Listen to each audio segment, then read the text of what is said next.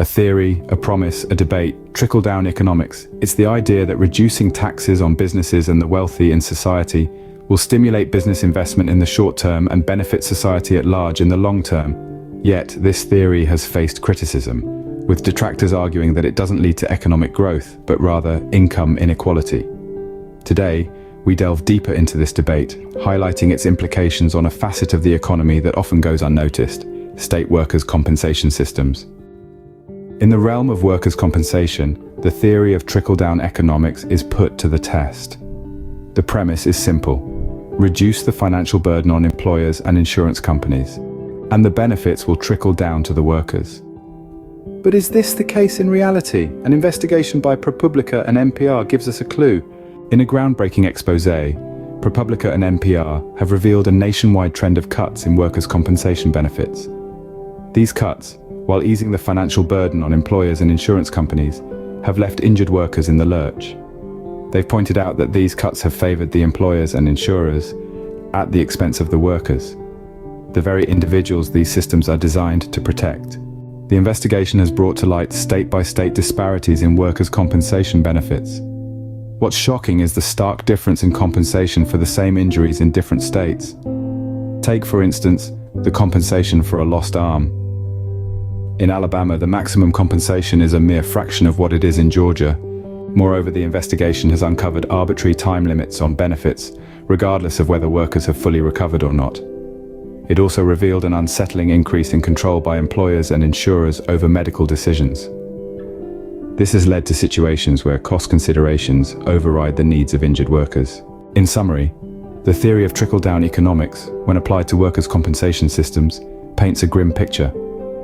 It raises questions about the true beneficiaries of such policies. The investigation by ProPublica and NPR has illustrated a landscape where nationwide cuts in workers' compensation benefits seem to favor the wealthy and powerful, leaving injured workers grappling with reduced benefits, arbitrary time limits, and increased interference in their medical decisions. As the debate over trickle-down economics continues, it's crucial to bear in mind the real-world implications of these policies.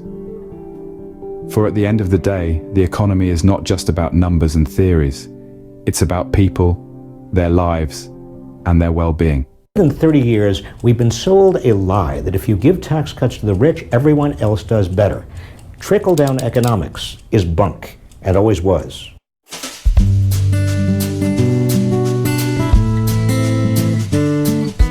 Hi, my name is Marko Liias. I'm a state representative from the 21st District. This is today's Washington Whiteboard. We're talking about injured workers today and what our state does to get them back to work. We do this predominantly through our workers' compensation system, an employee and employer-funded insurance program here in Washington State. Some folks tell us that the workers' comp system is broken, it doesn't do its job. I want to take a look at the facts. So this pie chart is all the folks that file workers' compensation claims in Washington. Of all those folks that file claims, 72% get treatment and get back to work without missing a single day of work. Pretty good system when almost 3/4 of people are getting right back to work. The next group, 9%, miss less than 14 days of work. So they're back to work within 2 weeks. The next group miss less than 28 days of work. This is about 14%. So when you add all this up, over 90% of our workers that file claims either are back to work right away or are back to work within 28 days. A pretty good system. So who's left? About 5% of people have long-term claims, and of that 5%, 1.5% are permanently disabled. This is an expensive group to work with, but a very, very small number of the claims that are filed. 98.5% of people in our state that file a claim get back to work. How does this stack up with other states? Washington's rates for workers' compensation are better than 38 states. We have one of the lowest rates for workers' compensation claims across the country. That has helped us get a number 10 ranking for our business climate, a number 7 ranking for job creation among the states, and number 5 for one of the best places to do business in the United States. We've got a system that gets people back to work and takes care of them when they're injured. We have a competitive business climate and low rates. I'd say our system is working. This is today's Washington Whiteboard.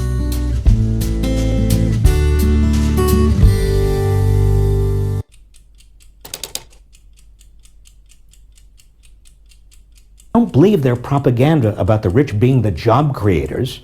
After George W. Bush cut taxes on the rich, fewer jobs were created in America than before.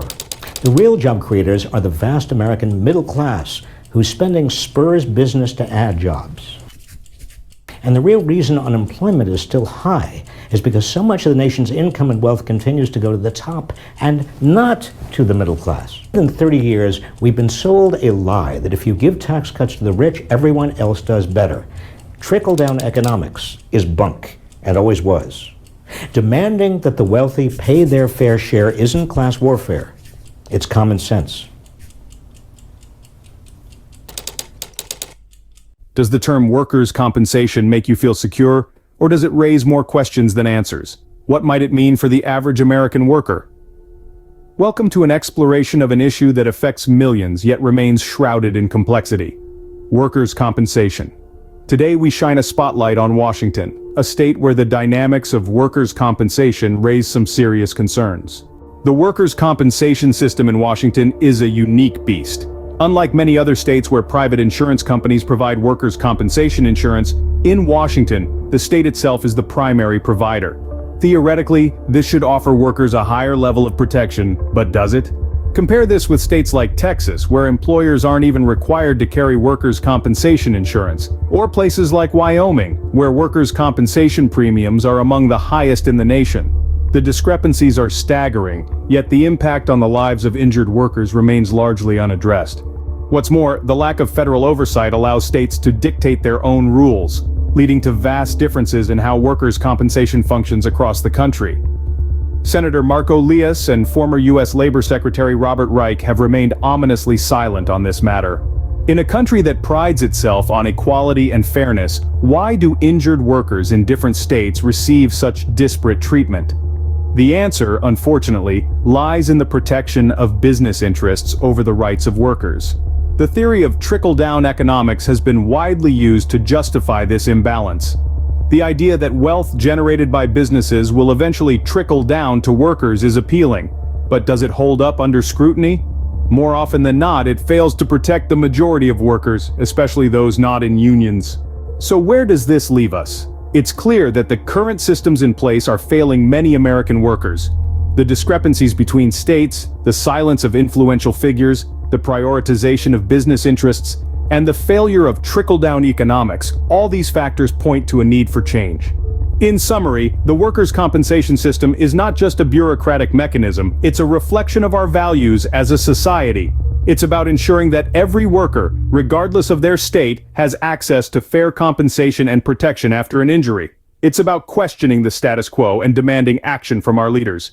We, as a nation, must strive for a system that truly serves the needs of all workers. The time for change is now. Let's not wait for another worker to suffer due to the inadequacies of our current system. Let's raise our voices and demand fair treatment for all.